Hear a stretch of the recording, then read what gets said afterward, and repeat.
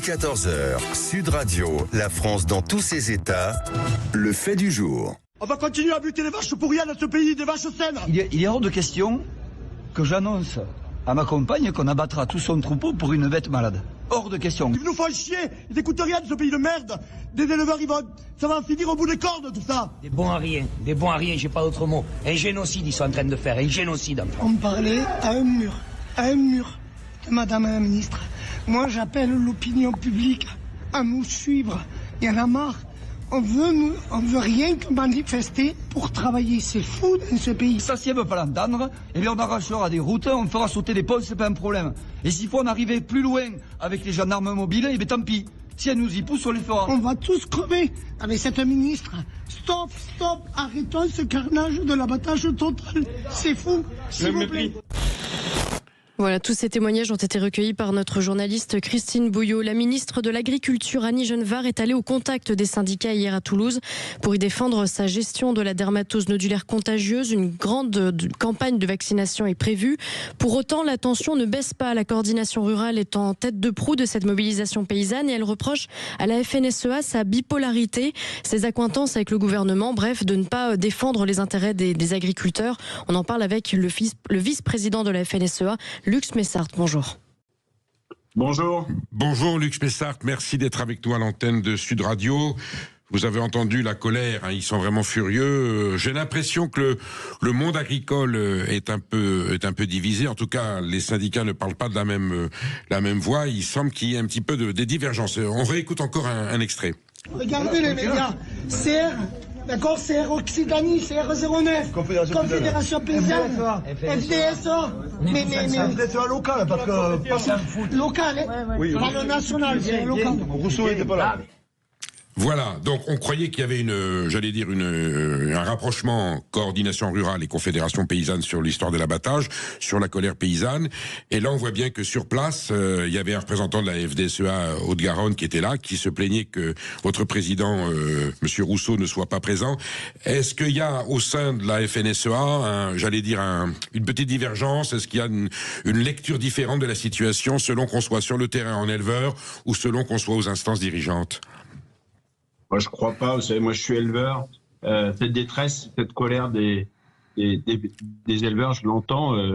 Moi-même, si demain j'avais mon troupeau, j'avais cette problématique de dermatose, je pense que on serait tous à se questionner. On l'est tous. Hein. Aujourd'hui, ça doit pas être une guerre syndicale. C'est une crise sanitaire, c'est une tempête sanitaire, et il faut qu'on arrive à l'éradiquer. Je crois qu'on est tous pour le même but, le même objectif. Après. On essaye, et à la FNSEA, aujourd'hui, on s'est positionné pour suivre les scientifiques, les vétérinaires, qui font un sacré travail. Est-ce qu'ils ont raison? Je l'espère. En tout cas, ça a démontré aujourd'hui, c'est une maladie virulente. Hein. Là où on a attendu 10 jours avant d'abattre, on est passé de 2-3 animaux à une vingtaine d'animaux qui étaient contaminés. On voit bien que les pays, l'Espagne, l'Italie, a pris les mêmes mesures. Il est urgent d'avoir la sécurité, la garantie que ces scientifiques nous emmènent pas dans le mur. Et clairement, aujourd'hui, il faut sauver le maximum de troupeaux, il faut sauver le maximum, éviter de tuer le moins de vaches possible. On est tous dans le même objectif. Après, la seule chose, c'est que comme pendant le Covid, est-ce qu'il y a beaucoup de gens qui se disent savoir tout? Moi, je suis très humble, je sais pas aujourd'hui. Et je crois qu'à la FNSEA, on est dans cette optique-là, c'est de se dire que quand c'est des moments de crise sanitaire, il faut absolument en sortir. Et la détresse, c'est normal puisque nos animaux, il y a de l'affection, il y a de l'empathie. J'étais moi-même dans mon élevage ce matin. Je peux vous dire que quand on les regarde, on n'a surtout pas envie. Ils sont là pour produire le meilleur lait, la meilleure viande française.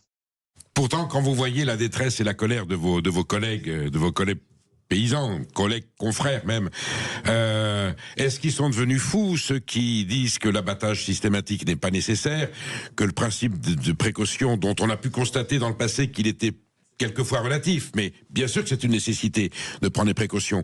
On se rend compte ensuite a posteriori que c'était peut-être pas la peine d'aller jusque-là. Je pense à ces millions de canards qui ont été abattus, qui étaient comestibles. Et là, un des arguments que sortent les opposants à l'abattage systématique, c'est qu'en tout cas, puisque la maladie n'est pas contagieuse à l'homme, pourquoi est-ce qu'on garde pas la viande? Pourquoi il y a cette perte? Qu'on abatte l'animal contaminé, qu'on le détruise, c'est une chose, mais les autres bêtes du troupeau, si la viande est consommable, autant l'exploiter. Pourquoi tout détruire? Alors, bien sûr, cette viande, elle pourrait être consommable, mais je pense que vous, comme moi, quand on voit les images, on n'aimerait surtout pas les voir arriver dans nos supermarchés. Aujourd'hui, c'est à peu près 3000 bêtes, c'est 3000 bêtes de trop, hein, mais cette crise, elle est là. Ces gens-là, ils sont surtout pas fous, hein.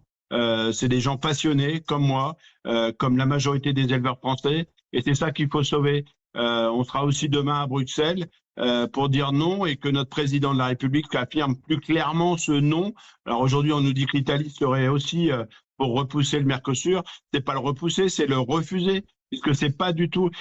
Moi, je pense que c'est une chance d'avoir autant de gens passionnés pour produire la meilleure alimentation pour nos assiettes, et qu'aujourd'hui, je le redis, hein, moi, en tout cas, il faut arrêter ce combat syndical, ce combat où même politique, où certains, quand on entend certains hommes politiques ou femmes politiques qui nous disent savoir, moi je sais pas. Et c'est pour ça qu'on se reporte à des scientifiques. Quand je vois Madame Pricou qui a géré l'ESB, qui a géré la fièvre afteuse, c'est quand même des scientifiques qui ont passé énormément de temps à regarder la maladie. Le problème, c'est que cette maladie, en Afrique, les animaux vivent avec. Chez nous, en Europe, on n'a jamais été contaminés. Et du coup, nos animaux seront forcément beaucoup plus sensibles et beaucoup plus affectés. Ce qui était urgent, et là, on est entièrement d'accord avec la coordination rurale, la Confédération paysanne, c'est de vacciner le maximum. Mais aujourd'hui, on sait qu'on n'a pas les 16 millions de doses. On en a aujourd'hui 2,5, 3 millions. Et que rapidement, il faut accélérer cette vaccination qui sera, j'en suis persuadé, la meilleure protection. Et il faut que derrière, la France se bouge pour aller se dire qu'il n'est pas question que d'en faire une guerre économique, parce qu'on ne peut pas se faire de l'argent sur le dos des agriculteurs français. Donc, vous considérez qu'Annie Genevard, ministre de l'Agriculture, gère cette crise de façon pertinente et efficace, et que ce qu'elle dit est incontestable? Non. Je dis surtout pas ça. Je dis que il y a eu des ratés de l'État. Il y a eu des ratés notamment sur la communication. Il y a des ratés sur le délai des fois entre la suspicion et puis le dépeuplement. Et puis surtout, je pense que Annie Genevard aujourd'hui doit accélérer les échanges, qu'on puisse aller chercher les vaccins là où il le faut, et surtout qu'il n'y ait pas derrière cette crise sanitaire une guerre économique sur laquelle demain, on engraisse de moins en moins de veaux du jour, qu'on engraisse de moins en moins de broutards, que demain, ce n'est pas de conséquences sur le prix de la viande française. Alors justement, Luc Messard, sur l'enjeu économique, il y a une autre divergence qui vous divise un petit peu, qui vous distingue des autres syndicats. Eux disent, si c'est une production qui est destinée au marché français, l'abattage n'est pas obligatoire. En tout cas, la consommation de viande peut, vous dites qu'on n'irait pas acheter de la viande dont une vache aurait été contaminée dans le troupeau, mais l'autre est saine. Je crois que votre enjeu à vous, FNSEA, c'est l'exportation, c'est-à-dire l'élevage français à grande échelle, cet élevage que les autres qualifient d'industriel où vous exportez. Là, effectivement, s'il y a un vaccin, l'exportation n'est plus possible, et que donc si on vaccine pas, eh ben le troupeau meurt, et si on le vaccine, on peut plus l'exporter. Eux vous disent, mais nous, le marché français, il n'y a pas de problème, ça se vendra. C'est à l'export que ça va poser un problème. C'est ça qui vous inquiète? Là où c'est en divergence avec vous, c'est que c'est bien la FNSEA, les fédérations bovines, laitières, qui se sont battus pour le Made in France, et qu'aujourd'hui les Français sont très attachés aux produits et transformés en France. C'est une bonne chose. Bien sûr. Mais qu'on a quand même complètement abandonné l'engraissement, et malheureusement nos broutards s'en vont majoritairement en Italie. Majoritairement, nos petits veaux de 8 jours, les veaux laitiers de 10-15 jours, s'en vont engraisser soit en Espagne, soit aux Pays-Bas, soit en Belgique, parce qu'on n'a pas souhaité avoir des bâtiments d'élevage chez nous. Et donc, voilà, on paye le prix fort. Et c'est pour ça qu'aujourd'hui, nous, on se dit qu'aujourd'hui, il y a ce qui est produit chez nous, et puis il y a aussi ce qui va de nos animaux qui vont demain être transformés en Italie. Alors peut-être qu'il faut... c'est pour ça qu'on a besoin aussi d'une vision retransformer davantage chez nous. Et je pense que là, la boucle sera bouclée et que dans ces crises sanitaires, on saura peut-être mieux gérer. Mais aujourd'hui, au cas où, on a besoin de produire et aussi que nos animaux puissent avoir un débouché. Qui s'est opposé à l'extension des bâtiments d'engraissement ? Vous le savez bien, hein.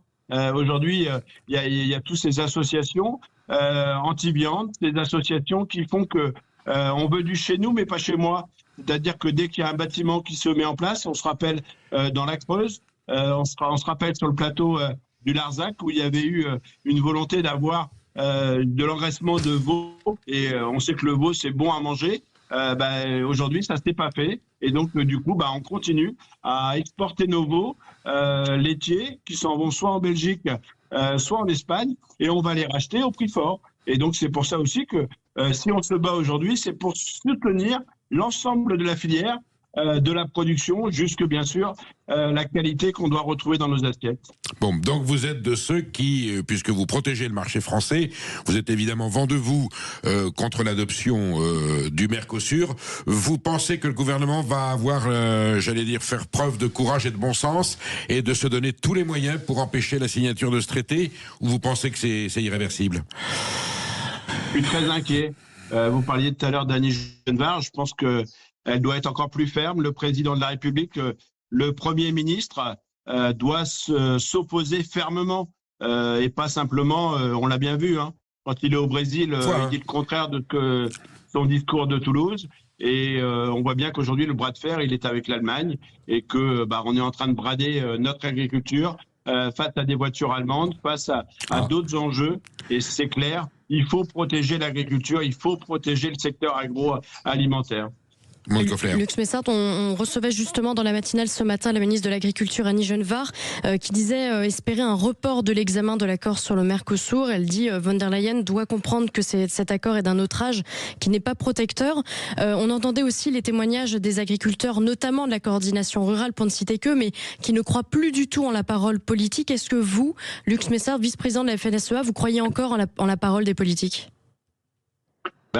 N'importe comment... On est dans une démocratie. Moi, je veux croire, et on n'est pas là pour, mettre le feu. Mais si demain, notre président de la République n'arrive pas à affirmer son nom très fortement et que la France ne se fasse pas piétiner par la Commission européenne et notamment par Ursula von der Leyen, le pays s'embrasera. Et je pense que tous les syndicats, y compris la FNSEA et les jeunes agriculteurs, seront entièrement mobilisés et déterminé, parce que c'est un enjeu, de fond. Est-ce qu'on veut continuer à produire notre alimentation, cette fameuse souveraineté alimentaire, ou est-ce que on fait une croix dessus et qu'on va importer de l'autre bout de la planète, qui est fait avec des pratiques où on utilise encore les hormones, des feedlots où on a des milliers de bêtes, alors que chez nous on parle en dizaines ou en centaines d'animaux. C'est tout à fait un concept que nous on refuse. Et c'est pour ça qu'on est déterminés. Je pense que la coordination rurale et la Confédération paysanne a mis un peu de temps à réagir face à ces accords. Ce rouleau compresseur qui dure depuis plus de 20 ans et qu'on voit bien aujourd'hui, la France a du mal à arrêter. On l'appelle aujourd'hui vraiment à Emmanuel Macron. Emmanuel Macron, sauve ton agriculture, c'est indispensable. On est heureux de vous l'entendre dire, Luc Messard, vice-président de la FNSEA. Merci d'avoir été à l'antenne de Sud Radio ce matin. Et probablement à très bientôt. Vous restez bien avec nous. Le ministère de l'Intérieur cyberattaqué, le Louvre qui ne sait plus quoi faire de l'argent qu'il n'a pas. On en parle dans un instant et on attend vos appels en direct 0826 300 300. À tout de suite sur Sud Radio.